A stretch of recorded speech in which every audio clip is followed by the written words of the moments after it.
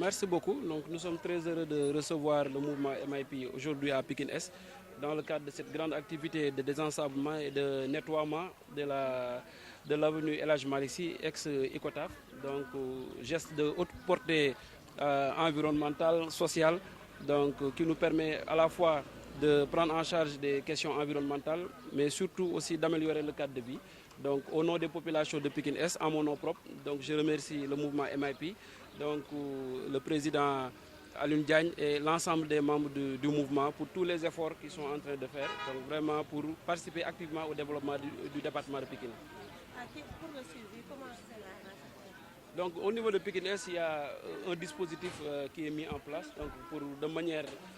très fréquente organiser ce type d'activité. Mais comme vous le savez, donc, il est difficile de pouvoir le faire très souvent, eu égard aux moyens qu'il faut mobiliser, surtout sur le plan financier. Donc, mais généralement, chaque 2-3 mois, on organise ce type d'activité pour vraiment désensabler, mais aussi améliorer le cadre de vie à travers des journées de nettoiement communément appelées Set Setal. Il est important de mener ces activités, mais la pérennisation à l'encontre également des populations riveraines. Quel appel vous avez à les lancer? Donc vraiment un appel à une plus forte implication des populations, parce que l'État ne peut pas tout faire, la mairie encore moins. Donc il faut une implication active des populations pour qu'elles sachent que la question du cadre de vie ne relève pas seulement de la municipalité. Chacun doit participer vraiment à améliorer le cadre de vie, déjà en ne salissant pas, mais aussi en participant régulièrement et en organisant régulièrement ces journées de Set Setal. Chacun doit balayer devant chez soi, donc, et je pense que on ne pourra plus voir peut-être ce qu'on a l'habitude de voir, vraiment un cadre de vie dégradé, un environnement pas du tout sain et des tas d'ordures un peu partout. Et je pense que le Sénégal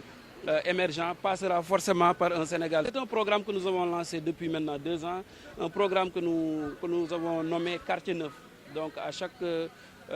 mois, nous nous déplaçons dans un quartier pour nettoyer le quartier, pour installer des poubelles hautes. Mais des fois, c'est très difficile avec les populations parce que c'est surtout sur le plan des comportements où il y a énormément de gens qui ne font pas ce que nous attendons. En termes de suivi, parce que la mairie ne peut pas mettre un agent devant chaque maison pour pouvoir voilà, peut-être superviser le travail qu'on a eu à faire. Il faut que les populations s'impliquent. Moi, je pense qu'il faut une plus grande implication des populations donc, par rapport à la prise en charge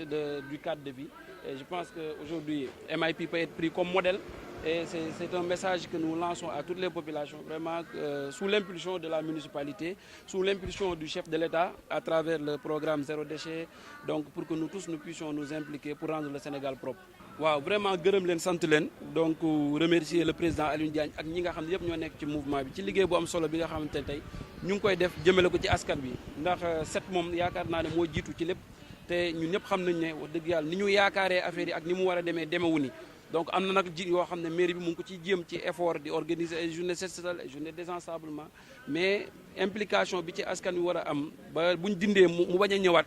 des na. Donc il faut ñu travailler encore plus ci conscientisation ak ci sensibilisation population yi pour ñu xam ne balaa ngaa xalaat développement sax da nga war a set donc environnement bi dafa war a mucc ay pour yow nga mën a xalaat jëm ca kanam donc ci loolu ñu ngi ciy def ay effort donc ñoom aussi diñ ci remercier di ñaan aussi askan bi yëpp ñu suivre leen donc kenn ku nekk góorgóorlu di bale sa buntu kër mu set ñu ànd mairie bi bale mbedd bi lépp mun a gën a jëm ca kanam ndax gëm nañ ne tey lu mun a nekk la donc nekkul lu impossible dëkk yi ngay dem fekk mu set doo fa gis benn kaas wala benn mouchoir bu ñu sànni si mbedd ay nit lañ comme ñun te am na Afrique donc on prend l'exemple très souvent du Rwanda te li fa xew wax dëgg yàlla pour man lu ko gën mun na am fii nii. initiative bu ñu jël mën na maintenant 2 ans tuddee ko quartier neuf nga xam ne weer bu nekk dañuy dem ci benn quartier bu ñu demee set setal quartier bi dagg garab yi peinture ko embellir quartier bi installé fa ay poubelles. mais poubelles yooyu noonu très souvent da nga ñëw fekk ñu sàcc ko dugal ko ci ay kër wala ñu yàq ko donc pour wane rek ne affaire yi yombul donc il faut que population yi ñu mun a suivre dynamique bi nga xam ne autorités yi ñu ngi koy def ak surtout mouvement yu mel ni ñu ngi koy impulser parce que tey lii action citoyenne la boo xam ne dañ ko war a saluer mooy tey ku jël booleem jël àllam parce que lii MIP dem initiative boppam la ñun dañu ñëw rek pour gunge leen si donc loolu dafa baax ñu am organisation à la base yëpp di ko def mais aussi population yi kenn ku nekk tàmbalee sa buntu kër di ko def gëm nañ ne kon dëkk bi dina set. Merci beaucoup.